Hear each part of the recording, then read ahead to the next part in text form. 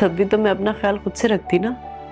के बाद दिमाग देखा उनका, 7वें आसमान पे पहुंच। मुझे लगी हुई थी, ना दिन देखते थे ना रात। इतनी हिम्मत हो गई उनकी कि मैंने जो कुछ कहा उसकी शिकायत। कि मजबूरी थी या किस्मत में इस टॉपिक पे बहस नहीं करना था। ड्रामा सीरियल चाल के आने वाले एपिसोड में आप देखेंगे कि रुबाब बहुत जब परेशान होगी फ़ारूक को लेकर कि फ़ारूक उसे ब्लैकमेल कर रहा है और वो तस्वीर वगैरह अगर सिकंदर को उसने दिखा दी तो सिकंदर तो उसे 1 मिनट नहीं लगाएगा छोड़ने में। तो सिकंदर उसे कहेगा कि मैं काफ़ी दिनों से देख रहा हूँ कि तुम मुझसे कुछ छुपा रही हो या कुछ कहना चाहती हो जो तुम कह नहीं पा रही।